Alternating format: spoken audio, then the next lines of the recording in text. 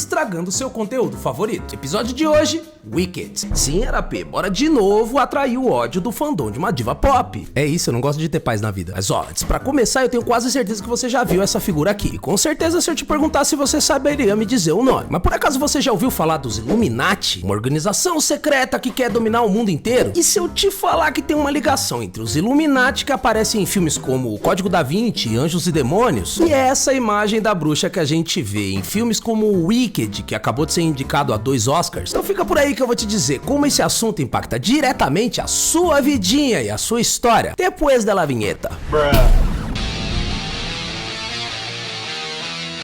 Senhoras e senhores, sejam muito bem-vindos ao meu canal. Eu sou RP Malik e as melhores informações sobre música, história, política, cultura e arte você vê por aqui. E eu vou começar esse vídeo com uma fofoca. Um tempo atrás eu tava na casa de uma amiga que é envolvida com um monte de gente famosa. A gente tava tomando uma cervejinha quando ela veio com a seguinte informação. Você sabia que o MC fulano de tal é envolvido com os Illuminati? E sim, eu vou ignorar o nome do MC porque o meu advogado tá de férias. Como vocês podem imaginar, eu respondi assim. Ah, é? Me conta mais sobre isso. Fofoca edifica as relações. E a minha amiga fofoqueira continuou. Arapê, menino, ele conheceu um cara que pediu uma grana pra colocar ele nos Illuminati. E essa galera muito famosa é tudo Illuminati. Beyoncé, Jay-Z, Anitta, Neymar, Didi, até o Obama. Só que todo mundo tem que vender a alma pra entrar. E eu já tava assim, né, galera? É mesmo? Não me diga. E olha só, se você não mora debaixo de uma pedra, é bem capaz que você já tenha ouvido alguma história parecida. Mas e se eu te contar que por trás dessa historinha tem muita verdade histórica? Mas como sempre, a gente vai ter que voltar no tempo. No século V, na Europa, começou o feudalismo, depois da queda do Império Romano do Ocidente. Mais ou menos assim. Durante 5 séculos, o Império Romano dominou a Europa inteira, o norte da África e o Oriente Médio. E cada lugar que esse império invadia e conquistava, ele colocava uma liderança política que era um oficial do próprio Império Romano, que promovia um negócio chamado romanização, que era um processo violentíssimo de assimilação cultural, de enfiar sua cultura pela goela abaixo daquele povo que tava ali. Com a força do exército e de leis, meio que ele obrigava os habitantes daquele lugar a adotar a língua e os costumes de Roma. Inclusive, pegava alguns habitantes mais proeminentes, mais importantes, e dava cidadania romana, que era um jeito meio que de subornar essa galera para que eles fossem fiéis, leais ao império. Só que uma coisa muito importante em todas essas localidades era a religião, e percebendo isso,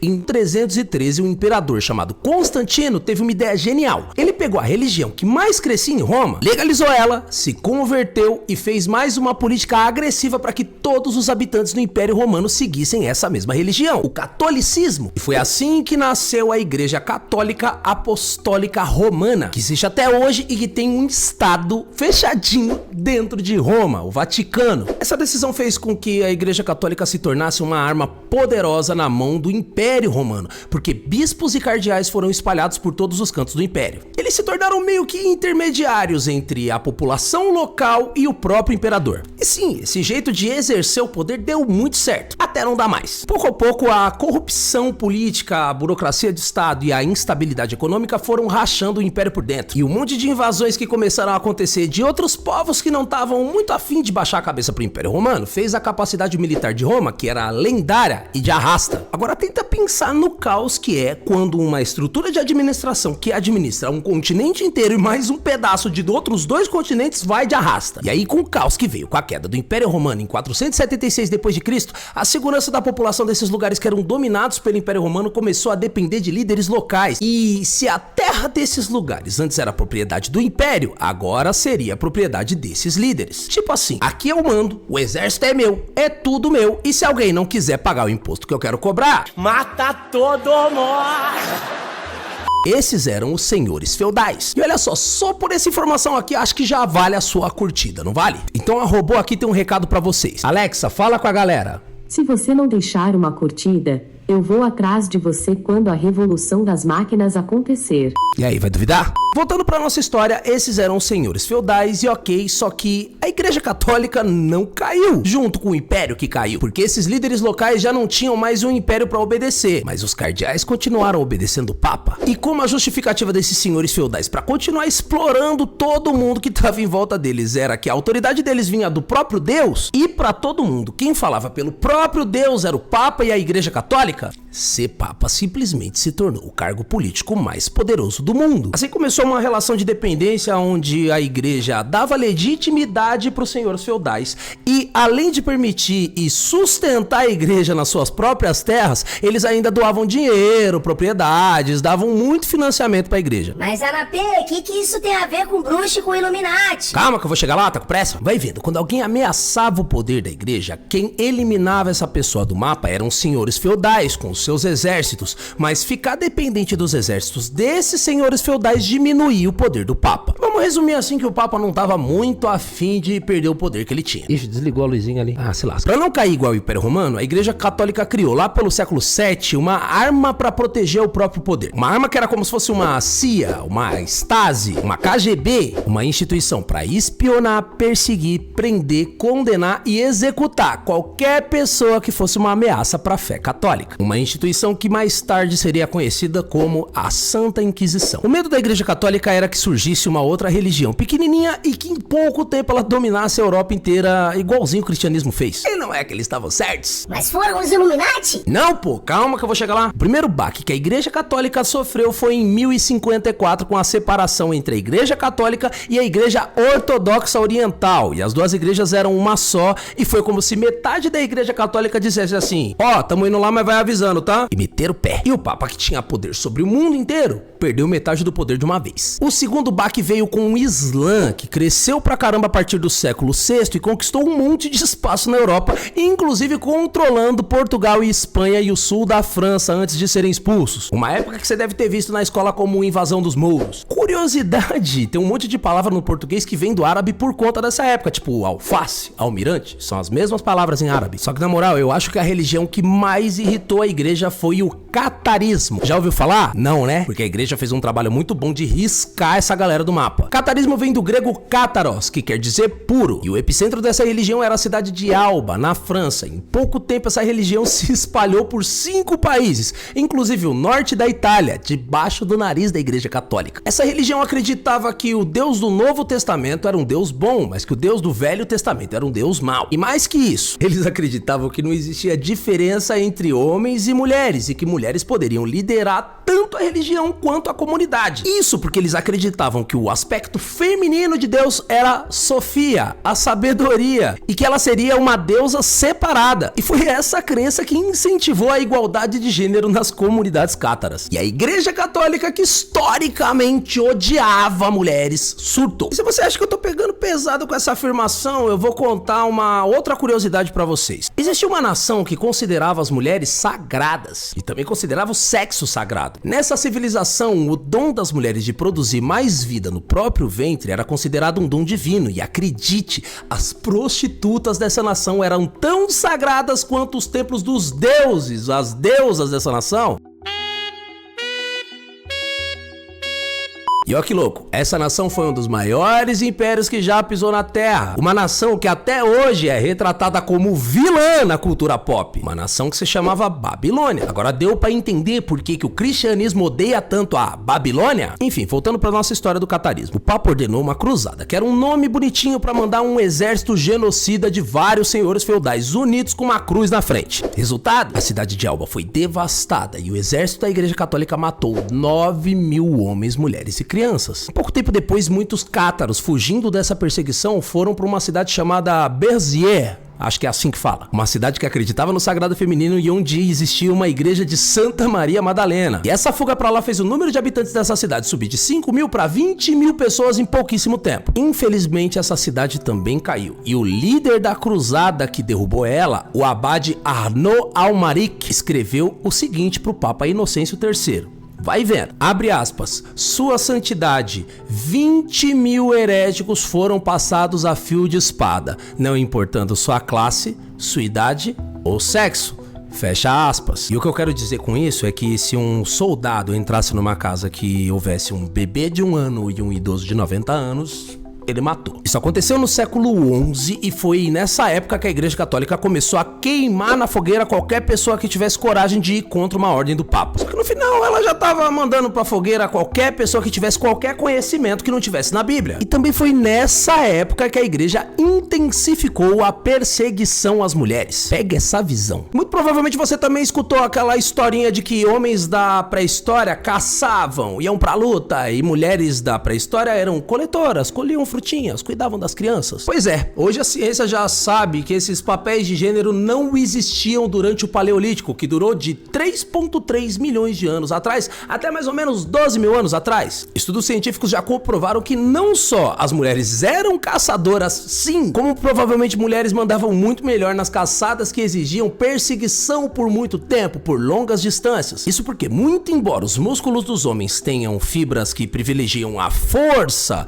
os músculos das mulheres têm fibras musculares oxidativas lentas, do tipo 1, que privilegiam a resistência, numa proporção de até 70% mais do que os homens. Tá, muita informação, então eu vou repetir pra ficar claro. Na maior parte da história da humanidade, os papéis de gênero não existiram. Mulheres e homens caçavam e colhiam do mesmo jeito. E justamente por isso é comum na espécie humana que mulheres se tornem líderes de comunidades. Só que aí que tá, isso vai completamente contra o que o cristianismo ensina, que o homem é o cabeça da casa, etc. E aí é que tá, nessa mesma época dos senhores feudais, era comum que uma parte da população não quisesse se submeter aos mandos e desmandos desses mesmos senhores feudais.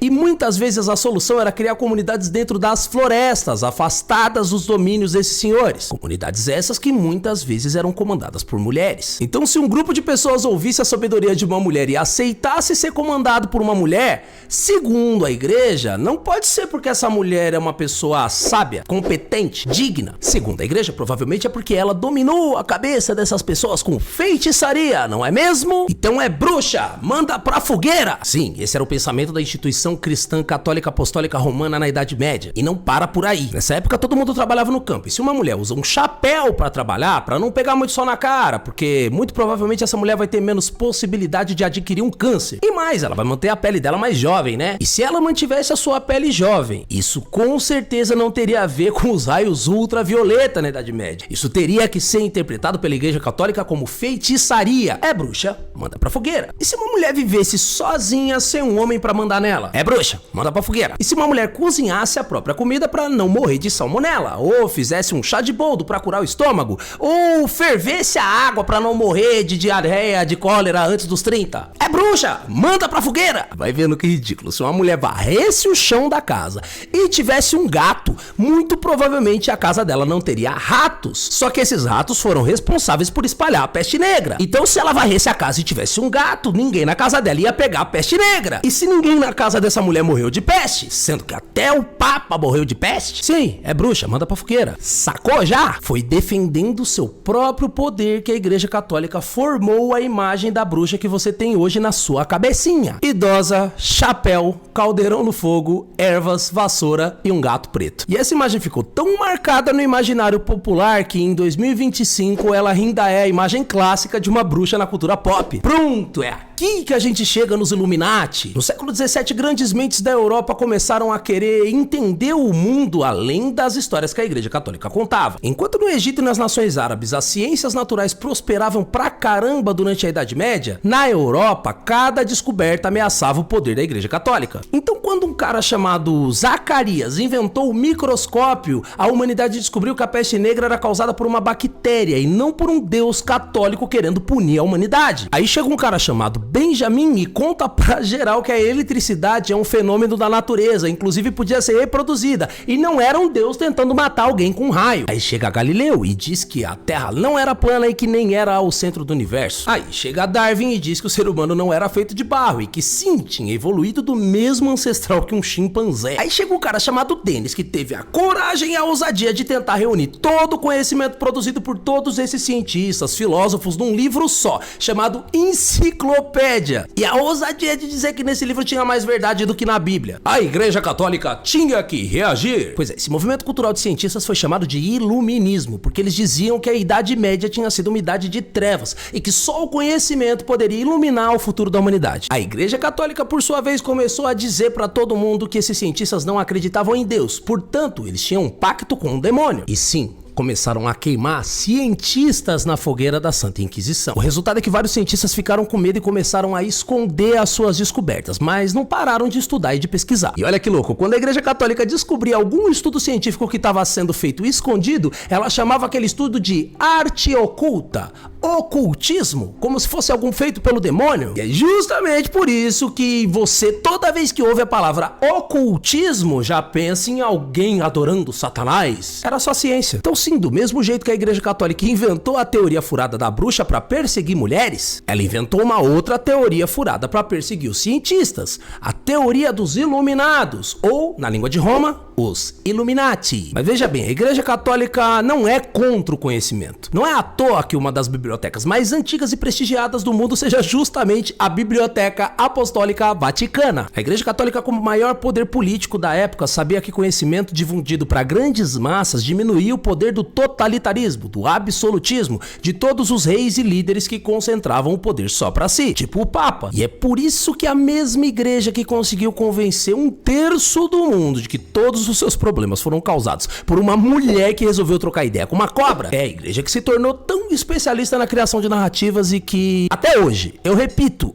até hoje, fez com que um dos vilões mais batidos de todas as histórias é o personagem do cientista malvado que quer dominar o mundo. E sim, você deve já ter visto um monte desses personagens. Só que se só fosse na cultura pop tava bom. O resultado é que é como se em cada século, desde que isso aconteceu, a gente tenha pelo menos 2 grandes movimentos sociais de negacionismo, tendo cientistas como inimigos e a ciência como inimiga para poder fundamentar o poder de instituições e de pessoas através da ignorância.